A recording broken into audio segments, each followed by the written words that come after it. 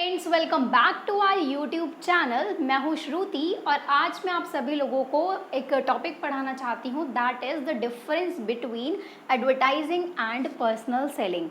ये जो आपका टॉपिक है ये मार्केटिंग मैनेजमेंट का टॉपिक है और मार्केटिंग मैनेजमेंट आपके 12th क्लास से लेकर बीकॉम, एमकॉम और आगे तक हर कॉमर्स की फील्ड में पूछा जाता है।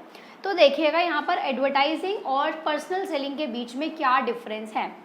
अगर हम यहाँ पर बात करें तो आप लोग जब भी अपना आंसर प्रेजेंट करें तो पॉइंट्स में करें, जब भी आप लोग अपने नोट्स बनाएं तो पॉइंट्स में बनाएं, फ्लो चार्ट्स के फॉर्म में बनाएं या फिर टेबल फॉर्म में बनाएं, ठीक है। तो देखिएगा यहाँ पर एडवर्टाइजिंग एंड पर्सनल सेलिंग के बीच में डिफरेंस। फर्स्ट यहाँ पर पॉइंट है that is form of communication. अब पहली चीज़ है, आप लोगों को ये तो पता होगा कि पर्सनल सेलिंग और एडवर्टाइजिंग होती क्या है। इस पर मैं ऑलरेडी वीडियोस बना चुकी हूँ। आप लोग मार्केटिंग मैनेजमेंट की प्लेलिस्ट में जाइएगा, वहाँ पर 20, 21, 22 ऑलरेडी वीडियोस हैं। सारी शुरू से देखनी शुरू कर दीजिएगा, आपके सारे टॉपिक्स बहुत अच्छे से क्लियर हो जाएंगे। तो फॉर्म ऑफ कम्युनिकेशन यानी कि फॉर्म ऑफ कम्युनिकेशन जो है वो एडवर्टाइजिंग में कैसा होता है, इम्पर्सनल होता है।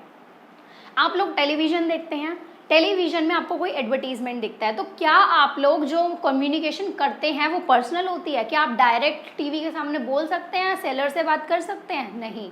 तो इसलिए वो होती है इम्पर्सनल, कि आप पर्सनली बात नहीं कर सकते टीवी में देखते हुए एडवर्टीजमेंट को। लेकिन अगर हम पर्सनल सेलिंग की बात करें, पर्सनल सेलिंग के कॉन्सेप्ट में पर्सनली सबके घरों में जाकर सेलिंग की जाती है, ठीक है। जो वो पर्सन होता है वो सबके घरों में जाता है और पर्सनल सेलिंग करता है। तो यहाँ पर पर्सनल फॉर्म होती है क्योंकि वो डायरेक्ट आमने सामने उस पर्सन से जिसको वो सामान बेच रहा है उनसे बात कर रहा है।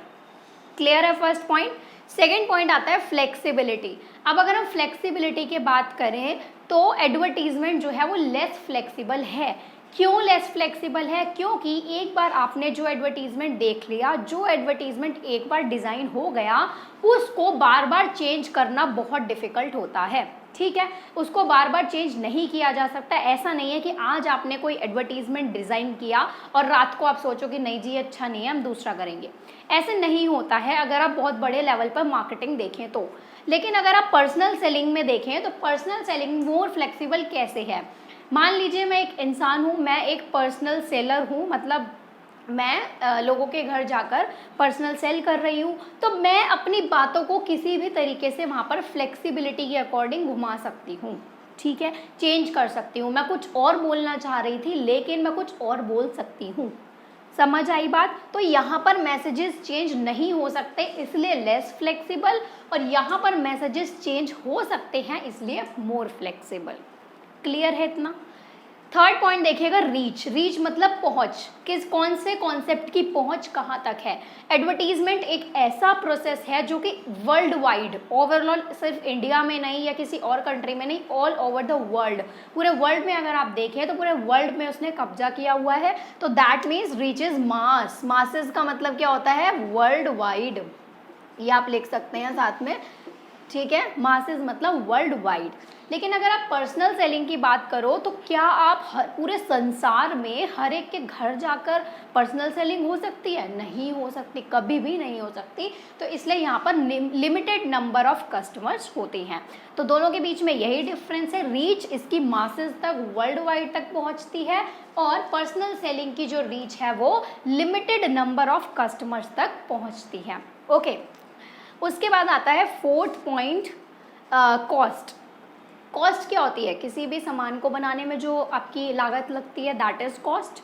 अब अगर हम यहाँ पे बात करें एडवर्टीजमेंट के केस में तो कॉस्ट पर पर्सन जो कॉस्ट है वो लेस पड़ेगी। क्यों?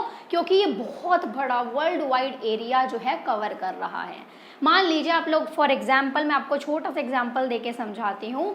आप लोग अगर किसी रेस्टोरेंट में जाते हैं, अब एक केस ले लीजिए कि 2 पर्सन जा रहे हैं और एक केस ले लीजिए कि 6 पर्सन जा रहे हैं। यहाँ पर भी बिल 2000 का आ रहा है, यहाँ पर भी बिल 2000 का आ रहा है। तो अब जो यहाँ पर 2 पर्सन जा रहे हैं उनका 2000 का बिल आ रहा है, तो एक एक में कितना बढ़ जाएगा? 1000 1000। लेकिन यहाँ पर जो 6 लोग जा रहे हैं उनका कितना बढ़ जाएगा? उनका कम पड़ेगा, 1,000 तो नहीं पड़ेगा, उनका कम पड़ेगा। तो वही चीज़ है यहाँ पर, कॉस्ट पर पर्सन यहाँ पर लेस होती है क्योंकि कवरेज वाइड है। यहाँ पर कवरेज वाइड थी, 6 लोग थे, इसलिए कॉस्ट पर पर्सन कम पड़ी थी। क्लियर है? अब तो मैंने आपको आपका डेली लाइफ का एग्जाम्पल देके अच्छे से बताया है, तो आई होप आपको समझ आ रहा होगा।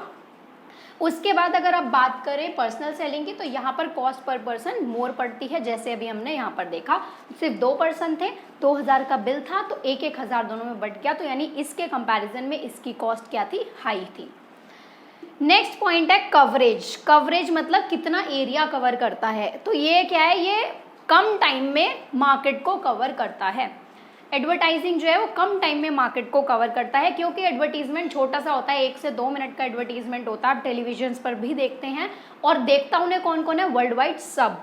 तो शॉर्ट टाइम यानी सिर्फ 1 से 2 मिनट के अंदर और पूरी मार्केट कवर कर लेता है। लेकिन पर्सनल सेलिंग के केस में क्या है? लॉन्ग टाइम लेता है। क्यों? क्योंकि इसमें एक एक के घर पर जाकर बात करनी पड़ती है, एक एक को समझाना पड़ता है अपने प्रोडक्ट्स के बारे में, अपने जो अपकमिंग प्रोडक्ट्स हैं मार्केट में उनके बारे में, फीचर्स बताने पड़ते हैं, सब कुछ चीज़ें डिटेल में बतानी पड़ती हैं। तो ये पॉसिबल नहीं हो पाता कि आप एक एक के घर जाएं और उनको बताएं ये चीज़ें। उसके बाद आता है 6th point, that is use of mass media. अगर आप एडवर्टाइजिंग के केस में देखें तो मास मीडिया का जो यूज़ है वो कौन कौन सी मीडिया का यूज़ होता है? टेलीविज़न, इस पर देखते हैं आप एडवर्टीजमेंट्स, रेडियो पर भी सुनते हैं आप एडवर्टीजमेंट्स, और आप न्यूज़पेपर्स में भी एडवर्टीजमेंट्स रीड करते हैं। लेकिन पर्सनल सेलिंग के केस में कोई यूज़ नहीं है, मीडिया का कोई यूज़ ही नहीं है। कहाँ यूज़ कर रहे हो आप मीडिया? पर्सनल सेलर जो है वो सेल्समैन जो है वो जाता है, बात करता है, पर्सनली इंटरेक्शन करता है लोगों से, तो कहीं पर सोशल मीडिया, कहीं पर मास मीडिया का यूज़ हो रहा है? नहीं हो रहा, तो यहाँ पर कोई यूज़ नहीं होता। लास्ट पॉइंट देखिएगा, फीडबैक। फीडबैक क्या होता है? जब हम कोई एक्शन करते हैं उसका हमें रिस्पॉन्स मिलता है। फीडबैक क्या होता है? रिस्पॉन्स। तो एडवर्टाइजिंग के केस में डायरेक्ट फीडबैक नहीं होता। कैसे? आपके सामने मान लीजिए कोई भी एडवर्टीजमेंट चल रहा है टेलीविजन में और उसमें आपका फीडबैक मांगा है, तो आप कैसे देंगे? डायरेक्ट दे सकते हो? टीवी के सामने बोल दोगे कि भाई हमारे सजेशन ये है या कुछ है, सुनाई देगा उन्हें? नहीं। तो यहाँ पर डायरेक्ट फीडबैक नहीं होता है। लेकिन पर्सनल सेलिंग के केस में डायरेक्ट फीडबैक होता है, क्योंकि सामने जो सेलर जो है, मतलब आया आपके पास पर्सन, वो क्या आपसे बात करता है, directly face to face interaction करता है, तो आप उसको सामने के सामने जवाब दे सकते हैं, सामने के सामने उसको रेस्पॉन्स या फीडबैक दे सकते हैं। तो ये ओवरऑल 7 पॉइंट्स थे, और ये बहुत इंपॉर्टेंट है क्योंकि आपसे पूछा जा सकता है कहीं पर भी, तो आपको ओवरऑल सारी चीज़ें पता होनी चाहिए। तो इसको अच्छे से कर लेना, अपनी डायरीज में नोट डाउन कर लेना, और कोई भी डाउट है इस टॉपिक से रिलेटेड या किसी भी टॉपिक से रिलेटेड, तो आप लोग मुझसे कमेंट सेक्शन में पूछ सकते हैं। फिर मिलते हैं हम अपनी नेक्स्ट वीडियो में। इसी के साथ आप लोग अपनी तैयारी अच्छे से करते रहिए। Bye bye.